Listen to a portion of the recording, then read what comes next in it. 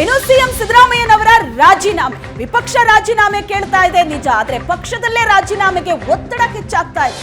ಎಷ್ಟೇ ಕಳಂಕರಹಿತರಾದ್ರೂ ಕೂಡ ರಾಜೀನಾಮೆ ಕೊಡ್ಲಿ ಅಂತ ಕೆಬಿ ಕೋಳಿವಾಡ ಕೊಟ್ಟಂತಹ ಹೇಳಿಕೆ ಅಚ್ಚರಿಗೆ ಕಾರಣವಾಗಿದೆ. ಕಳಂಕರಹಿತ ವ್ಯಕ್ತಿ ಪಕ್ಷವನ್ನ ಮುಜುಗರಕ್ಕೀಡ್ಮಾಡಬಾರದು, ಈಗ ರಾಜೀನಾಮೆ ಕೊಡ್ಲಿ, ತನಿಖೆ ನಂತರ ಸಿದ್ದರಾಮಯ್ಯನವರ ತಪ್ಪಿಲ್ಲ ಅನ್ನೋದು ಸಾಬೀತಾಗುತ್ತೆ, ಇಡೀ ಪಕ್ಷ ಅವರ ಜೊತೆಗಿದೆ ಅಂತ ಸ್ಟೇಟ್ಮೆಂಟ್ ಕೊಟ್ಟಿದ್ದಾರೆ.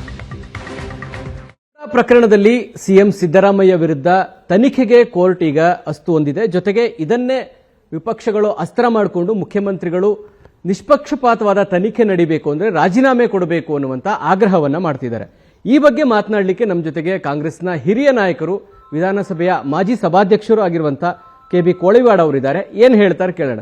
ಸರ್, ತಾವು ಹಿರಿಯರು, ತಮ್ಮ ಅನುಭವದಲ್ಲಿ ಇಂತಹ ಪ್ರಕರಣಗಳನ್ನ ತಾವು ನೋಡಿದ್ರ, ಮತ್ತೆ ಈಗ ಸಿದ್ದರಾಮಯ್ಯನವರ ರಾಜೀನಾಮೆಗೆ ವಿಪಕ್ಷಗಳು ಒತ್ತಾಯ ಆಗ್ತಾ ಇದೆ, ಪ್ರಧಾನಮಂತ್ರಿಗಳು ಕೂಡ ಈ ವಿಚಾರವನ್ನ ಚುನಾವಣೆಗಳಲ್ಲಿ ಬಳಸ್ಕೊಳ್ತಾ ಇದ್ದಾರೆ. ಸೊ ಈ ಪ್ರಕರಣದಲ್ಲಿ, ಈ ವಿಚಾರದಲ್ಲಿ ತಮ್ಮ ಅಭಿಪ್ರಾಯ ಸರ್? ನನ್ನ ರಾಜಕೀಯ 53 ವರ್ಷಗಳ ಅನುಭವದಲ್ಲಿ ಅನೇಕ ಮುಖ್ಯಮಂತ್ರಿಗಳನ್ನ ನಾನು ನೋಡಿದ್ದೇನೆ. ದೇವರಾಜ ಅರಸನಿಂದ ಹಿಡಿದು ಇಲ್ಲಿವರೆಗೂ ನಾನು ನೋಡಿದ್ದೇನೆ. ಸಿದ್ದರಾಮಯ್ಯನವರು 83ರಲ್ಲಿ ಶಾಸಕರಾದರು, ನಾನು 72ರಲ್ಲಿ ಶಾಸಕರಾಗಿದ್ದೆ. ಪಕ್ಷವನ್ನು ಬಿಟ್ಟು ಎಂದು ಹೋಗಿಲ್ಲ. ಈಗ ಈ ಒಂದು ವಿರೋಧಿ ಪಕ್ಷದವರ BJP ಮತ್ತು JDS ಅವರ ಕುತಂತ್ರದಿಂದ ಒಂದು ಸುಳ್ಳು ಆಪಾದನೆಯನ್ನು ಮಾಡಿ ಸಿದ್ದರಾಮಯ್ಯನವರು ಯಾವುದರಲ್ಲಿಯೂ ಇನ್ವಾಲ್ವ್ಮೆಂಟ್ ಇಲ್ಲದೇ ಇದ್ದರೂ ಸಹಿತ ಅವರಿಗೆ ಆಪಾದನೆಯನ್ನು ಮಾಡಿ ಅವರ ಮೇಲೆ ಕೇಸ್ ಹಾಕಿ ಇವತ್ತು ಹೈಕೋರ್ಟ್ನಲ್ಲಿ ಸಹಿತ ಹೆಚ್ಚಿನ ಎನ್ಕ್ವೈರಿ ಆಗಬೇಕು ಅಂತಾಗಿದೆ. ಜನಪ್ರತಿನಿಧಿಗಳ ಕೋರ್ಟ್ನಲ್ಲಿ ಆಗಿದೆ, ಇಲ್ಲ ಅಂತ ನಾನು.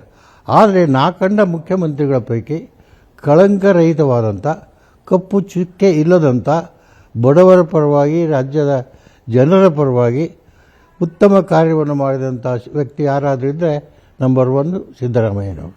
ಈ ಪರಿಸ್ಥಿತಿಯನ್ನು ದುರುಪಯೋಗವನ್ನು BJP JDS ಮಾಡ್ತಾ ಇದ್ದಾರೆ. ನಿನ್ನೆ ಹರಿಯಾಣದಲ್ಲಿ ಪ್ರಧಾನಮಂತ್ರಿಗಳಾದಂಥ ಮೋದಿಯವರು ಇದನ್ನೇ ದೊಡ್ಡದನ್ನಾಗಿ ಹರಿಯಾಣದಲ್ಲಿ ಪ್ರಚಾರ ಮಾಡ್ತಾ ಇದ್ದಾರೆ. ಜಮ್ಮು ಕಾಶ್ಮೀರದಲ್ಲಿದೆ, ಮಹಾರಾಷ್ಟ್ರದಲ್ಲಿ ಚುನಾವಣೆ ಇದೆ.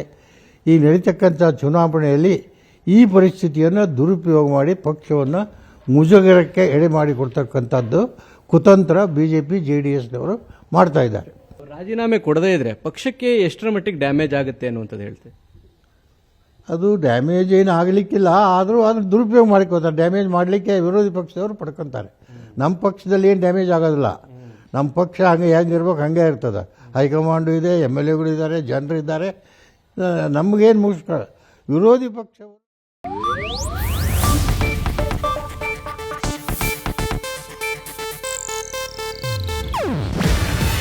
ಇದು ಏಷ್ಯಾನೆಟ್ ನ್ಯೂಸ್ ನೆಟ್ವರ್ಕ್ ಪ್ರಸ್ತುತಿ.